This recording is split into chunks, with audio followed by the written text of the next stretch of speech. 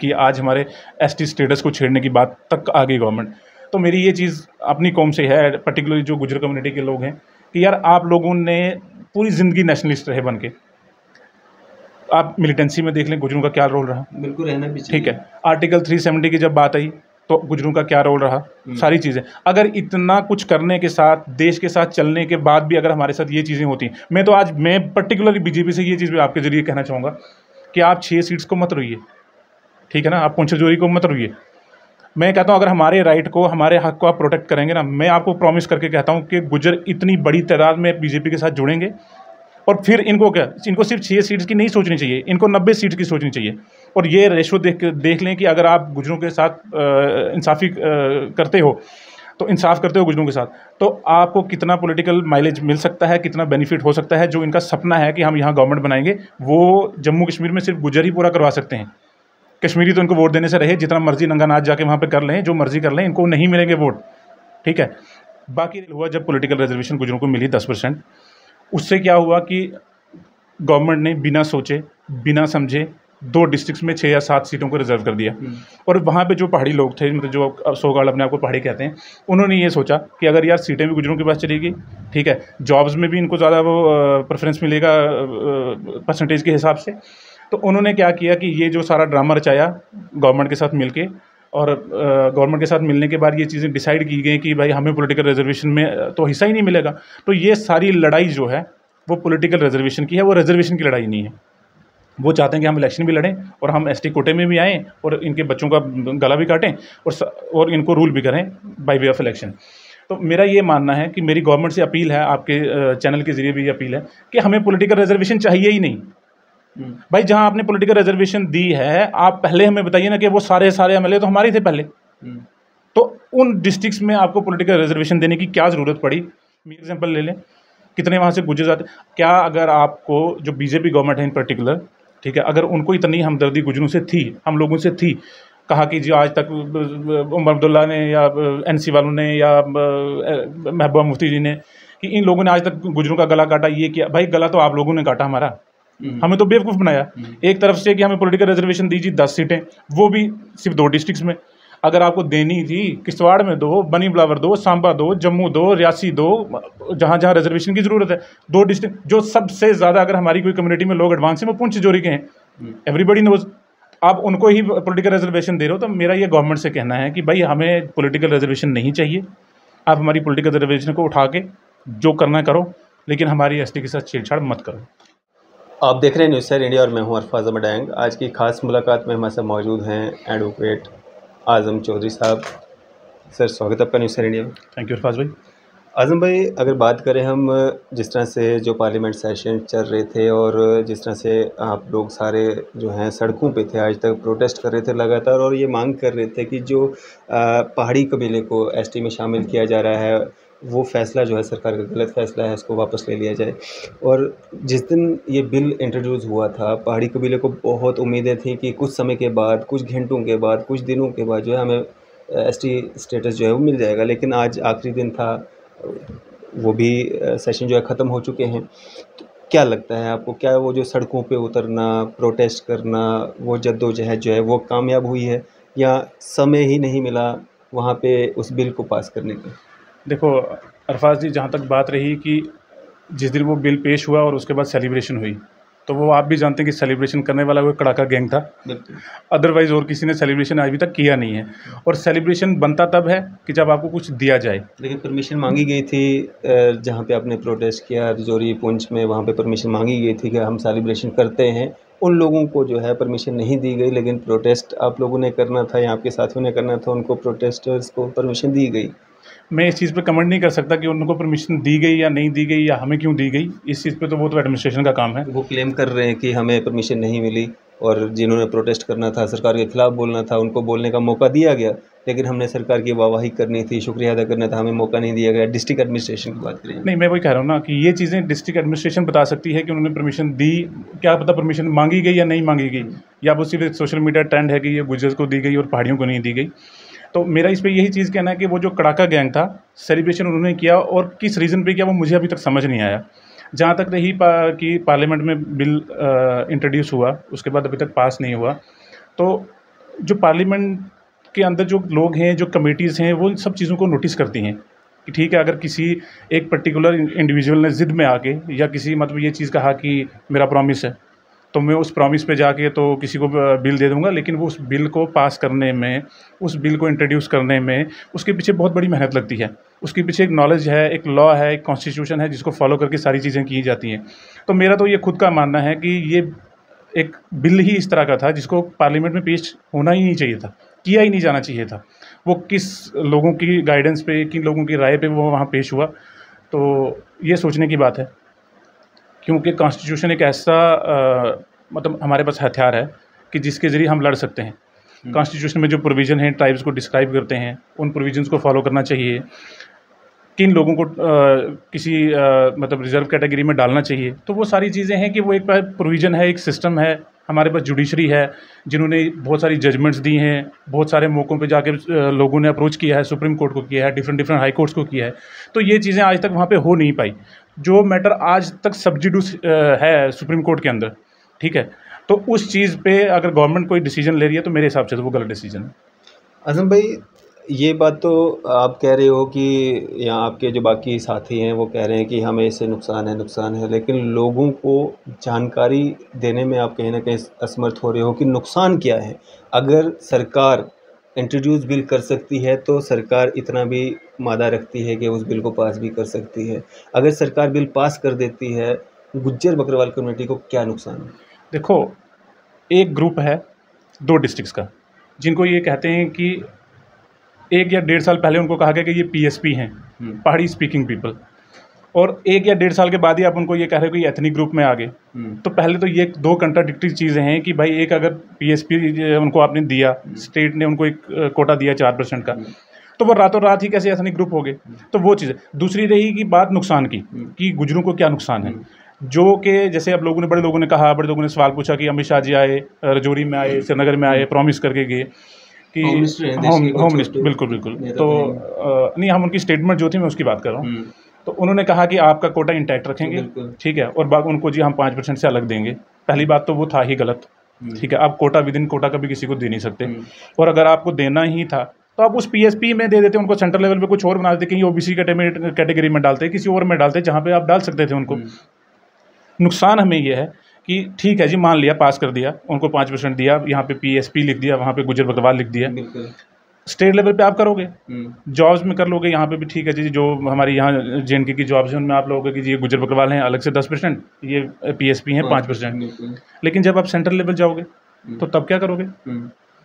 तब तो आपको यही है ना कि वहाँ पे एसटी में कम्पीट करना है, वहाँ गुजर बकरवाल में और पहाड़ी में नहीं आपको कम्पीट करना, वहाँ पे आपको शेड्यूल ट्राइब जो एक कैटेगरी है वो एक ही कैटेगरी है, उसमें आपको कम्पीट करना है। तो ये सारी चीज़ें हैं। उसके बाद एक और क्वेश्चन ये राइज होता है कि भाई, जब quota within quota permissible नहीं है, ठीक है, तो कल अगर ठीक है हमें दे भी दिया जाता, तो यही पहाड़ी लोग या जो सो कॉल्ड पहाड़ी अपने आप को कहते हैं, ग्रुप है जो भी, अगर यही कहा जाके सुप्रीम कोर्ट में कोई पिटीशन फाइल करता है तो वो तो सुप्रीम कोर्ट तो उनको 2 या 3 हियरिंग्स के अंदर ही मर्ज करके हमारे साथ डाल देगा।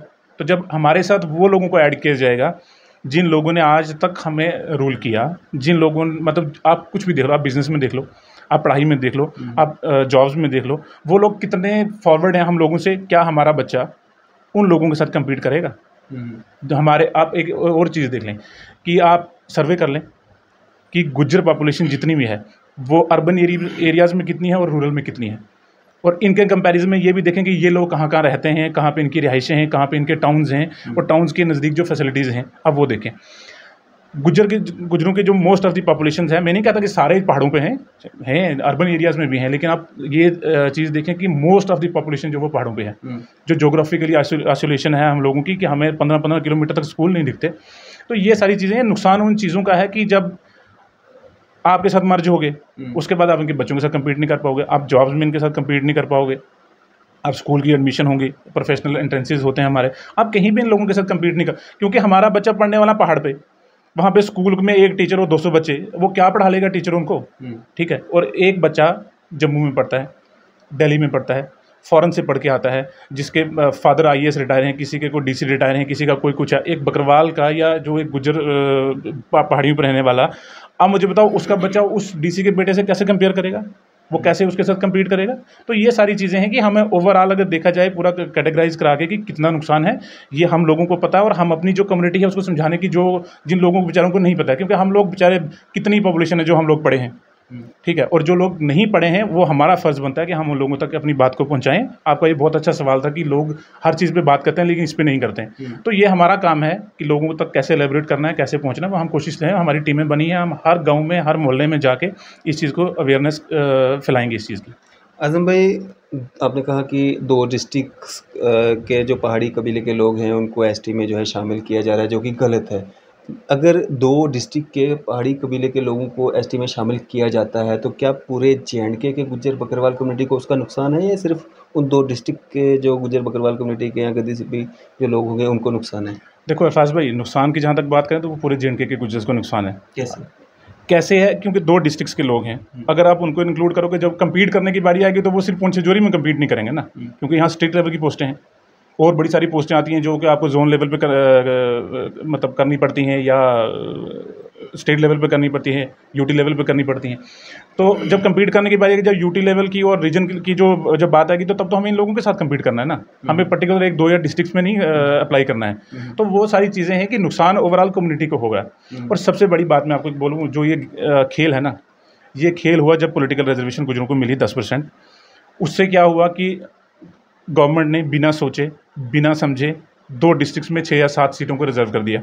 और वहाँ पे जो पहाड़ी लोग थे, मतलब जो सो-कॉल्ड अपने आप को पहाड़ी कहते हैं, उन्होंने ये सोचा कि अगर यार सीटें भी गुजरों के पास चलेगी, ठीक है, जॉब्स में भी इनको ज़्यादा वो प्रेफरेंस मिलेगा परसेंटेज के हिसाब से। तो उन्होंने क्या किया कि ये जो सारा ड्रामा रचाया गवर्नमेंट के साथ मिलके, और गवर्नमेंट के साथ मिलने के बाद ये चीज़ें डिसाइड की गई कि भाई हमें पॉलिटिकल रिजर्वेशन में तो हिस्सा ही नहीं मिलेगा। तो ये सारी लड़ाई जो है वो पॉलिटिकल रिजर्वेशन की है, वो रिजर्वेशन की लड़ाई नहीं है। वो चाहते हैं कि हम इलेक्शन भी लड़ें और हम एसटी कोटे में भी आएँ और इनके बच्चों का गला भी काटें और इनको रूल भी करें बाय वे ऑफ इलेक्शन। तो मेरा ये मानना है कि मेरी गवर्नमेंट से अपील है, आपके चैनल के ज़रिए भी ये अपील है कि हमें पॉलिटिकल रिजर्वेशन चाहिए ही नहीं। भाई जहाँ आपने पॉलिटिकल रिजर्वेशन दी है, आप पहले हमें बताइए ना कि वो सारे एमएलए तो हमारे थे पहले। तो उन डिस्ट्रिक्ट्स में आपको पॉलिटिकल रिजर्वेशन देने की क्या ज़रूरत पड़ी? मियां अल्ताफ़ साहब की कॉन्स्टिट्यूंसी रिजर्व कर दी, भाई वहाँ से कौन जीता आज तक? कोई और जीता किसी कम्युनिटी का, या कोई और बंदा गया जिसने वहाँ पर कंटेस्ट किया? आप पुंछ की एग्जांपल ले लें, आप रजौरी की एग्जांपल ले लें, कितने वहाँ से गुजर जाते। क्या अगर आपको जो बीजेपी गवर्नमेंट है इन पर्टिकुलर, ठीक है, अगर उनको इतनी हमदर्दी गुजरों से थी, हम लोगों से थी, कहा कि जो आज तक उमर अब्दुल्ला ने या एनसी वालों ने या महबूबा मुफ्ती जी ने, कि इन लोगों ने आज तक गुजरों का गला काटा, ये किया, भाई गला तो आप लोगों ने काटा हमारा, हमें तो बेवकूफ़ बनाया। एक तरफ से कि हमें पॉलिटिकल रिजर्वेशन दीजिए 10 सीटें, वो भी सिर्फ 2 डिस्ट्रिक्ट्स में। अगर आपको देनी थी, किश्तवाड़ में दो, बनी बिलावर दो, सांबा दो, जम्मू दो, रियासी दो, जहाँ जहाँ रिजर्वेशन की ज़रूरत है। 2 डिस्ट्रिक्ट जो सबसे ज़्यादा, अगर हमारी कोई कम्युनिटी में लोग एडवांस हैं, वो पुंछ जोरी के हैं, एवरीबडी नोज। आप उनको ही पॉलिटिकल रिजर्वेशन दे रहे हो। तो मेरा ये गवर्नमेंट से कहना है कि भाई हमें पॉलिटिकल रिजर्वेशन नहीं चाहिए। आप हमारी पॉलिटिकल रिजर्वेशन को उठा के जो करना करो, लेकिन हमारी एसटी के साथ छेड़छाड़ मत करो। भारतीय जनता पार्टी के काफ़ी सीनियर नेता हैं तालिब हुसैन साहब, जो कि एमपी भी रहे हुए हैं, वो भी गुज्जर कम्युनिटी से ही बिलोंग करते हैं। वो उनका एक इंटरव्यू मैं देख रहा था जिसमें वो कह रहे हैं कि हमारे कोटे के साथ अगर छेड़छाड़ नहीं होती है, हमारा कोटा जो है इंटैक्ट रहता है, हमें कोई दिक्कत नहीं है किस कौम को, किस पहाड़ी कबीले को आप एसटी में शामिल करते हैं। देखो तालिब साहब बहुत बड़े बुजुर्ग हैं, हम उनके खिलाफ कुछ बोलना नहीं चाहते। बाई वे ऑफ एज उन्होंने एमपी रहे, ज़िंदगी में सब कुछ ले लिया, सारी प्रिविलेजेस आज भी एंजॉय कर रहे हैं। उनको क्या पता पहाड़ पे रहने वाला जो बेचारा गरीब गुजर है वो किस हालत में है, क्या चीज़ है। वो तो अभी भी शायद मुझे लगता है इस उम्मीद में इस तरह के स्टेटमेंट्स देके कि कहीं मुझे दोबारा से कोई एमपी बना दे और मैं अपनी ज़िंदगी जीऊँ।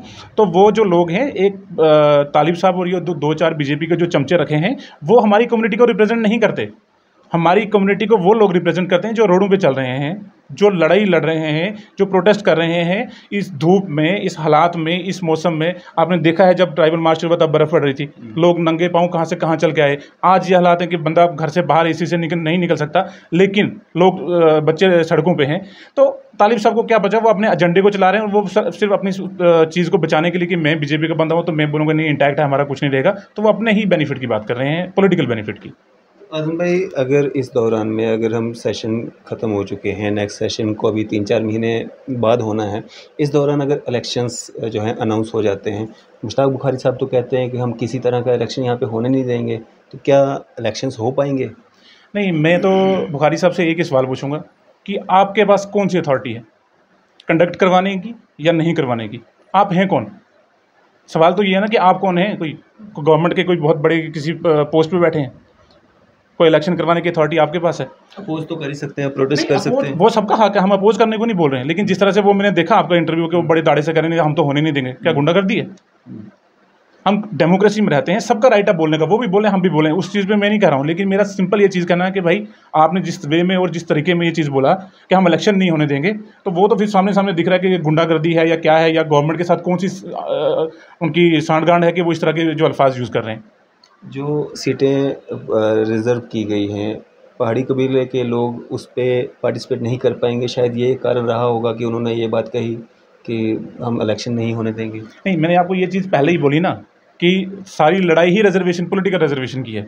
अगर पॉलिटिकल, उसके अलावा कुछ नहीं। अगर मैं आपको दावे से ये चीज़ कह सकता हूँ कि अगर पॉलिटिकल रिजर्वेशन नहीं हुई होती जहाँ पे गुजरों के लिए, तो ये लड़ाई कभी लड़ते ना ये पहाड़ी जो सो कॉल्ड पहाड़ी है, ये कभी बाहर भी नहीं आते उस चीज़ के रिगार्डिंग, क्योंकि इनको पीएसपी मिल रहा था, ये एंजॉय कर रहे थे, ओबीसी ये एंजॉय कर रहे थे, एएलसी ये एंजॉय कर रहे थे, इकोनॉमिक वीकर सेक्शन में ये थे। ये तो पता नहीं, मुझे समझ नहीं आती कि इन लोगों ने अपना गला खुद काट के 5% के पीछे क्यों पड़े, मेरी समझ से तो बाहर है।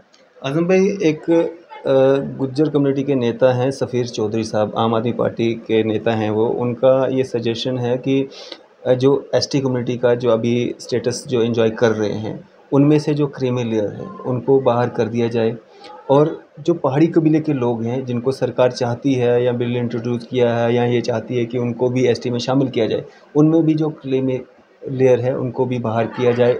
बाकी जो बचते हुए लोग हैं, जो गरीब गुरबा हैं, उनको अगर शामिल कर देते हैं तो हमें कोई एतराज़ नहीं है। देखो इरफाज भाई, ये सफ़ीर जी कौन है वैसे मैं तो जानता भी नहीं हूँ, बट मैं सफ़ीर जी को एक ही चीज़ ये कहना चाहूँगा आपके ज़रिए कि भाई साहब, आपके पास क्या अथॉरिटी है, आपके पास क्या तरीका है कि आइडेंटिफाई करेंगे?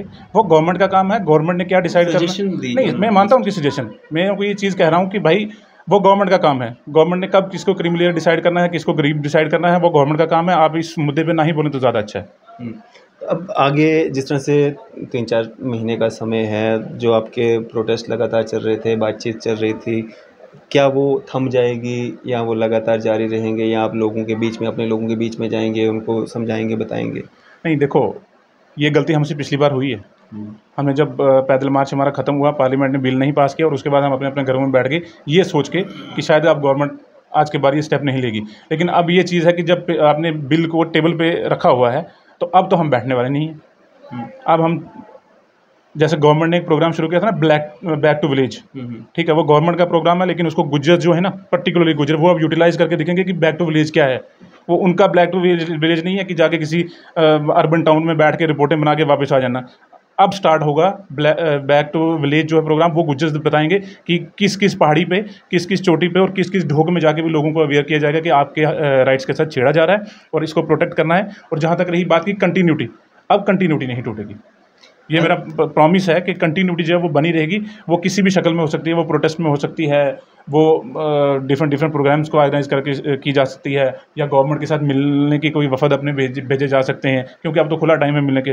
कभी ऐसा वक्त होता है पार्लियामेंट सेशन में जी होम मिनिस्टर साहब से मिलना है या किसी और ट्राइबल मिनिस्टर से मिलना, तो कहते नहीं जी सेशन है, हम बिजी हैं। लेकिन आप अगले 6 महीने में देखेंगे हर जगह अप्रोच करने की कोशिश करेंगे। आज़म भाई, जो सरकार अभी सेंटर में है, गुज्जर बकरवाल या एसटी कम्युनिटी के लिए जो सरकार ने किया है, अगर हम बात करें पॉलिटिकल रिजर्वेशन जो है वो एसटी कम्युनिटी को मिली है, अगर हम बात करें फॉरेस्ट राइट एक्ट जो है वो इस सरकार के सत्ता में आने के बाद जो है एसटी कम्युनिटी को मिली है, एट्रोसिटीज़ एक्ट की अगर हम बात करें वो जो है एसटी कम्युनिटी को मिला है। उसके बावजूद अगर सरकार चाहती है किसी और कम्युनिटी को इंक्लूड करना या अलग से उनको कोटा देना, फिर दिक्कत क्यों हो रही है एसटी कम्युनिटी के लोगों को? देखो, बातें आपने बहुत सारी, मैंने पॉलिटिकल रिजर्वेशन आपके सामने बता दी कि क्या ड्रामा है इनका। जहाँ तक रही बात एट्रोसिटीज़ एक्ट की, तो मैं गवर्नमेंट से आपके ज़रिए ये बताना चाहूँगा कि प्लीज़ हमें भी बताया जाए कि आपने कितनी आप FIRs इस मुद्दे पर लगाई हैं और कितनों का आपने हल किया है। 2 चीज़ें। तीसरी रही फॉरेस्ट राइट एक्ट की बात, तो फॉरेस्ट राइट एक्ट बोला गया कि आ गया, ठीक है, हम सब लोगों ने तब स्वागत भी किया कि चलो अगर किसी ने नहीं दिया तो शायद इन्होंने दिया। मैं गवर्नमेंट को चैलेंज करके कहता हूँ, चैलेंज, कि एक इंडिविजुअल की फाइल पूरे J&K के जितने डिस्ट्रिक्ट्स हैं हमें भी दिखा दीजिए कि इस बंदे को हमने हकूक़ फॉरेस्ट राइट एक्ट के अंदर दिए हैं। तो हम मानने को तैयार हैं कि नहीं, चलो किसी एक से तो शुरुआत हुई है। तो ये गवर्नमेंट का एक इतना बड़ा लोगों को बेफल करने का एक तरीका है कि वो कहते हैं ये भी दे दिया, वो भी दे दिया, वो भी दे दिया, लेकिन एक्चुअल में आज तक किसी को नहीं दिया इन्होंने कुछ भी। और फॉरेस्ट राइट एक्ट जो है ना, वो तो एक मतलब गुजरों के साथ मजाक हो गया कि फॉरेस्ट एक्ट दिया, लोगों ने फॉर्म भरे, लाइनों में लगे, बेचारे तहसीलों में जाके जाके 15-15 दिन बुजुर्ग लोग, ठीक है, वो जाके लाइनों में लगे, बुरी हालत की, फॉर्म भरे, और वो फाइल्स, वो फॉर्म्स आज तक उसी पर्टिकुलर एक तहसील में सड़ रही हैं और किसी ने आज तक उस पर काम नहीं किया। जितने भी डीसीज हैं किसी ने कुछ नहीं किया। डिप्कॉम साहब ने 1-2 बार मीटिंग्स की हैं, लेकिन डिप्कॉम साहब की इतनी हिम्मत नहीं हुई बोलने की या पूछने की कि भाई कोई एक फाइल तो दिखाओ। तो ये सिर्फ गवर्नमेंट का एक ड्रामा है गुज्जर्स को बेवकूफ़ बनाने के लिए, और कोई भी चीज़ नहीं है। आज़म भाई, क्या एक मैसेज रहेगा आपका आम जनता के लिए, अपने लोगों के लिए? देखो, मैसेज ये चीज़ रहेगा कि हम बड़ी मुश्किल से अपने पैरों पे खड़ा होना शुरू हुए थे, ठीक है, तो गवर्नमेंट ने हमारे साथ फिर पंगे लेने शुरू कर दिए, कभी इस चीज़ में, कभी बेवकूफ़ बनाया, कभी ये चीज़ की, आज हमारे एसटी स्टेटस को छेड़ने की बात तक आ गई गवर्नमेंट। तो मेरी ये चीज़ अपनी कौम से है, पर्टिकुलरली जो गुजर कम्युनिटी के लोग हैं, कि यार आप लोगों ने पूरी ज़िंदगी नेशनलिस्ट रहे बन के। आप मिलिटेंसी में देख लें गुजरों का क्या रोल रहा, बिल्कुल रहना भी चाहिए। ठीक है, आर्टिकल 370 की जब बात आई तो गुजरों का क्या रोल रहा, सारी चीज़ें। अगर इतना कुछ करने के साथ, देश के साथ चलने के बाद भी अगर हमारे साथ ये चीज़ें होती, मैं पर्टिकुलरली बीजेपी से ये चीज़ भी आपके ज़रिए कहना चाहूँगा कि आप 6 सीट्स को मत रोइए, ठीक है ना, आप पुंछजोरी को मत रोइए। मैं कहता हूँ अगर हमारे राइट को, हमारे हक को आप प्रोटेक्ट करेंगे ना, मैं आपको प्रॉमिस करके कहता हूँ कि गुजर इतनी बड़ी तादाद में बीजेपी के साथ जुड़ेंगे, और फिर इनको सिर्फ 6 सीट्स की नहीं सोचनी चाहिए, इनको 90 सीट की सोचनी चाहिए। और ये रेशो देख लें कि अगर आप गुजरों के साथ इंसाफ़ी करते हो, तो इंसाफ करते हो गुजरों के साथ, तो आपको कितना पॉलिटिकल माइलेज मिल सकता है, कितना बेनिफिट हो सकता है। जो इनका सपना है कि हम यहाँ गवर्नमेंट बनाएंगे, वो जम्मू कश्मीर में सिर्फ गुजर ही पूरा करवा सकते हैं। कश्मीरी तो इनको वोट देने से रहे, जितना मर्जी नंगा नाच जाके वहाँ पे कर लें, जो मर्जी कर लें, इनको नहीं मिलेंगे वोट, ठीक है। बाकी रही कि गुजरों का क्या रोल रहा है। गुजर हमेशा से नेशनलिस्ट रहे हैं और वो आज भी इनका साथ देने को तैयार हैं, सब चीज़ें करने को तैयार हैं, लेकिन गवर्नमेंट हमें उसका अजर जो है वो उल्टे वे में दे रही है। अगर एसटी में शामिल कर दिया जाता है पहाड़ी कबीले को, तो क्या रिएक्शन रहेगा? नहीं, रिएक्शन तो देखो, बैठने वाले तो गुजर नहीं है, लड़ाकू कौम है। चाहे आप देख लें कहीं भी, सेंट्रल एशिया से लेकर जहाँ तक गुजर हैं, आप देख लो कि अगर हम लड़ने पे आ गए तो हम पीछे हटने वाले नहीं हैं। ये नहीं कि हम कोई गुंडागर्दी वे में या बेवकूफ़ों की तरह जाके कोई तोड़ फोड़ करेंगे, वो नहीं। With in the purview of constitution हमारा हक जो है, जो हमारा तरीका है, चाहे वो प्रोटेस्ट करने का है, चाहे वो कोर्ट्स के अंदर जाने का है, या कोई और किसी से मिलने का है, कोई सब चीज़ें, तो with in the purview of constitution हम सारी लड़ाई लड़ने को तैयार हैं। बैठेंगे नहीं हम शांति से। चलें, शुक्रिया हमारे से बातचीत करने के लिए। थैंक यू अरफाज भाई, थैंक यू सो मच। तो ये थे हमारे साथ एडवोकेट आज़म चौधरी साहब। आपकी इस सब पे क्या राय है? आप भी अपनी राय जो है ज़रूर साझा कीजिएगा। इसी तरह की मज़ीद अपडेट्स के लिए आप देखते रहें न्यूज़ 7 इंडिया। मैं अरफाज मडैंग, कैमरामैन शाहनवाज के साथ।